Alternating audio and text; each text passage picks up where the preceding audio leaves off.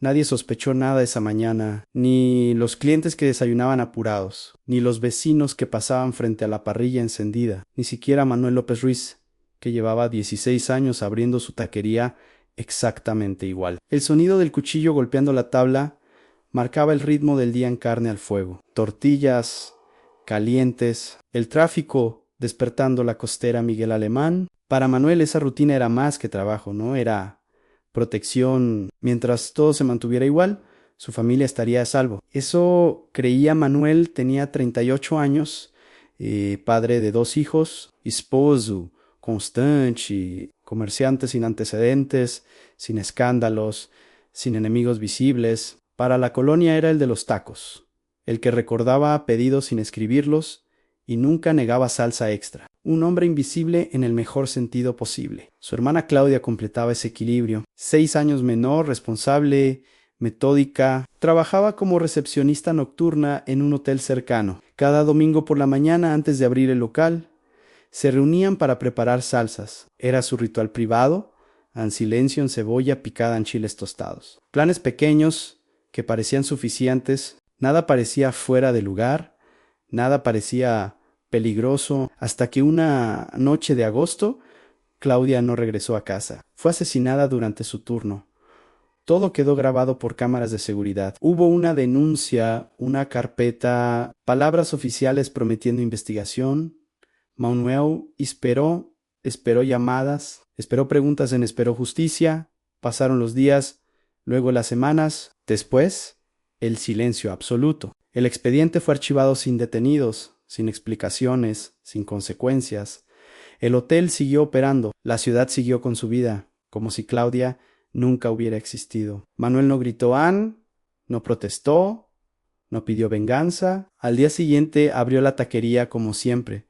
Sirvió tacos, cobró cuentas, sonrió a los clientes. Pero algo se había roto por dentro, de forma definitiva. Porque cuando el sistema decide no ver, el dolor no desaparece, solo cambia de dirección. Y sin que nadie lo notara, Manuel empezó a mirar distinto.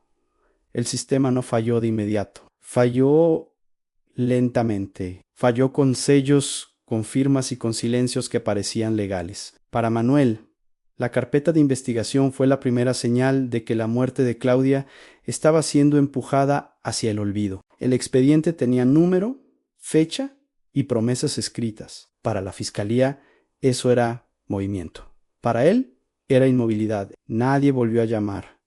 Nadie pidió nuevas declaraciones. Nadie solicitó revisar las cámaras otra vez. El caso quedó archivado con la frialdad de un trámite terminado.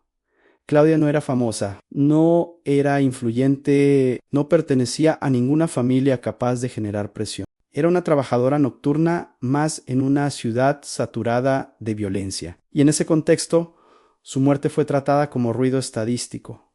Manuel intentó seguir adelante. Se obligó a cumplir horarios, a atender clientes, a regresar a casa con normalidad, pero el dolor no se comportaba como un recuerdo triste, se comportaba como una pregunta constante sin respuesta. Empezó a notar cosas que antes ignoraba. Conversaciones que se interrumpían cuando alguien entraba. Negocios que cerraban temprano ciertos días. Personas que comían sin pagar y nadie se atrevía a decir nada. Era un sistema paralelo, silencioso y perfectamente aceptado. Manuel entendió entonces que Claudia no murió solo por azar. Murió porque alguien sabía que podía hacerlo sin consecuencias. Y esa certeza fue más devastadora que el asesinato mismo. En casa, su esposa observaba el cambio. Manuel hablaba menos, dormía peor, se quedaba mirando al vacío durante minutos enteros. Sus hijos preguntaban por su tía. Él respondía con frases cortas que no explicaban nada. El duelo comenzó a transformarse, no en rabia explosiva, sino en una calma dura, peligrosa, una calma que no buscaba gritar sino entender. Porque si el sistema había decidido no actuar, Manuel necesitaba saber exactamente cómo funcionaba aquello que había matado a su hermana. Y mientras más observaba, más claro se volvía algo inquietante. Nadie estaba a salvo, y todos fingían no verlo. Esa ilusión de normalidad estaba a punto de romperse, y Manuel aún no sabía cuántas vidas arrastraría con ella cuando todo empezara a colapsar. Las muertes comenzaron como susurros, no como gritos, un comentario en la taquería, una nota breve en el periódico, una ambulancia vista de madrugada. Nada parecía conectado, y esa desconexión fue precisamente lo que permitió que todo avanzara sin detenerse.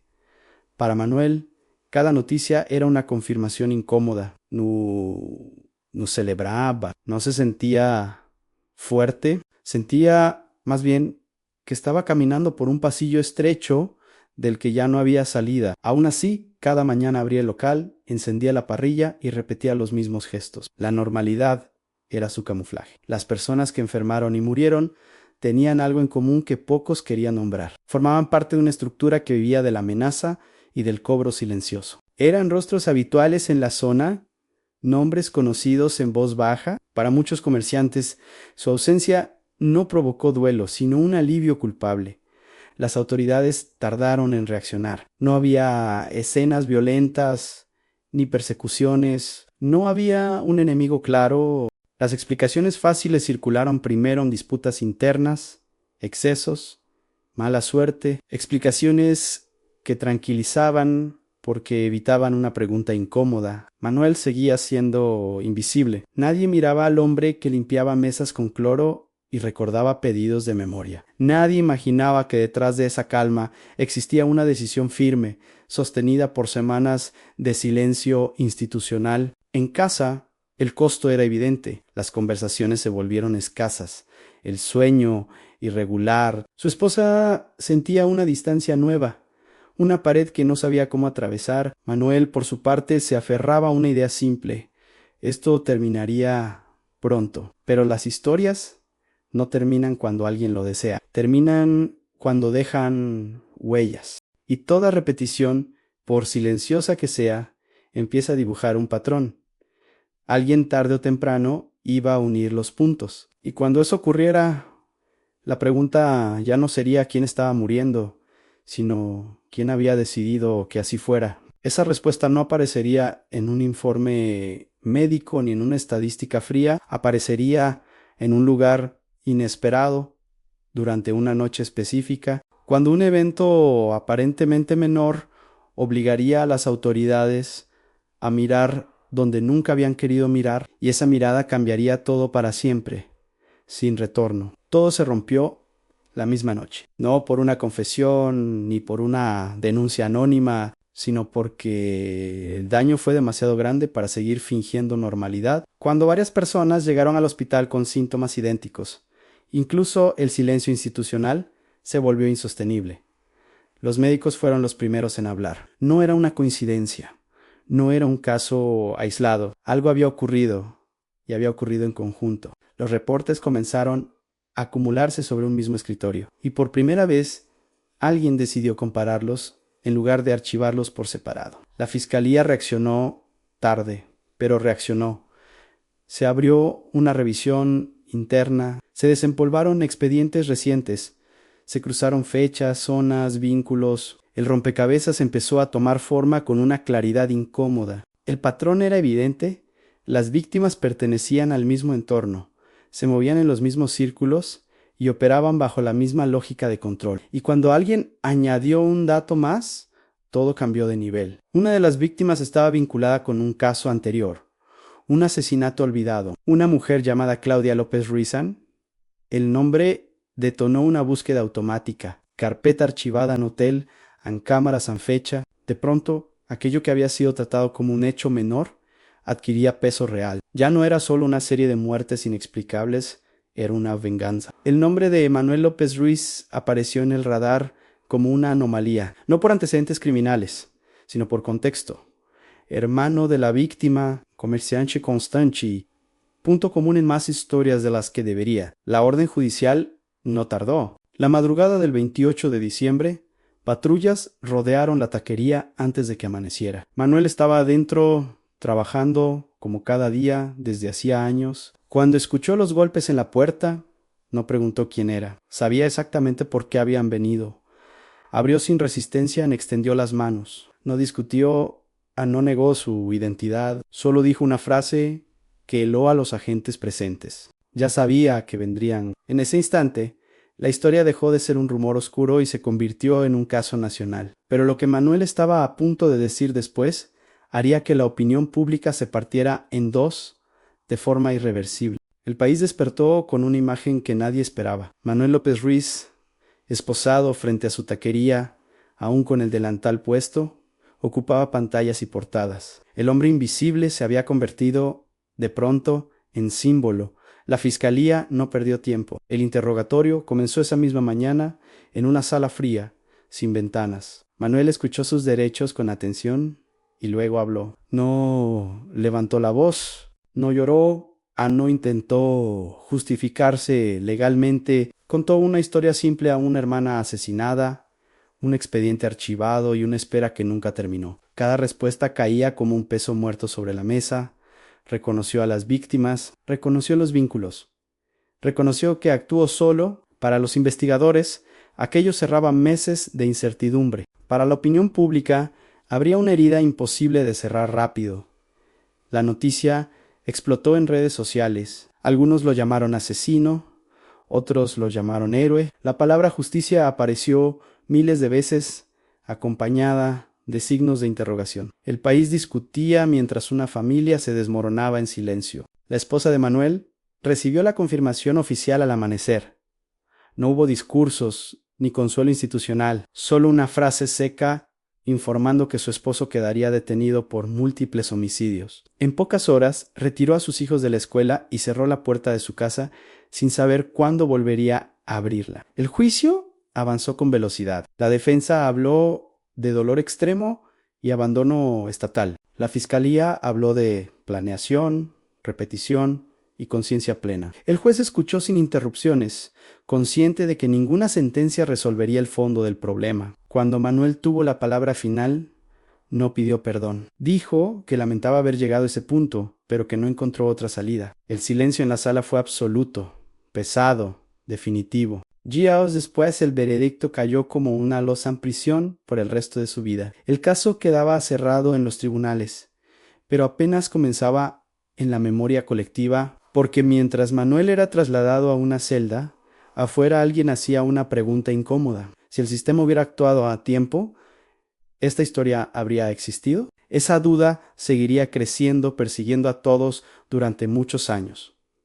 El final no llegó con la sentencia. Llegó después, cuando el ruido se apagó y solo quedaron las consecuencias. Manuel fue trasladado a prisión, donde el tiempo dejó de avanzar como lo conocía. Trabajó en la cocina del penal, repitiendo gestos aprendidos durante años, ahora sin familia, esperando al final del día. Cada noche miraba una fotografía de Claudia, la misma sonrisa que había quedado congelada en agosto. Afuera, la vida siguió sin él. Su taquería cerró.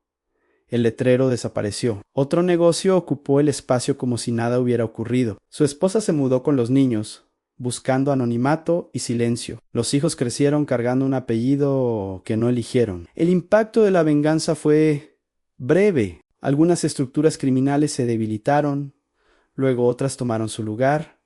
La violencia no terminó, solo cambió de forma. Claudia no volvió, y ninguna acción pudo devolver lo perdido. Años después, Manuel aceptó una entrevista. Le preguntaron si lo haría otra vez. Respondió que sí. Le preguntaron si había valido la pena. Guardó silencio, no por duda, sino porque el costo era demasiado alto para resumirse en palabras. La historia quedó instalada como advertencia.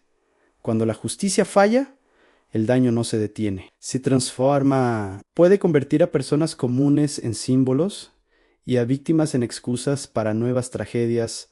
No hay cierre cómodo, no hay héroes completos, solo consecuencias que alcanzan a todos, incluso a quienes creen tener la razón. La pregunta permanece abierta, incómoda, sin respuesta definitiva, y cada vez que el sistema vuelve a mirar hacia otro lado, alguien más aprende la misma lección. La próxima historia puede estar comenzando ahora, en silencio, en un lugar donde nadie sospecha nada, porque mientras la impunidad exista, el riesgo permanece. Y tarde o temprano, alguien volverá a cruzar esa línea invisible entre la víctima y el verdugo. Entonces, como siempre, todos fingirán sorpresa, preguntándose cómo pudo pasar. La respuesta ya existe, esperando ser ignorada otra vez. Esa es la verdadera herencia de esta historia.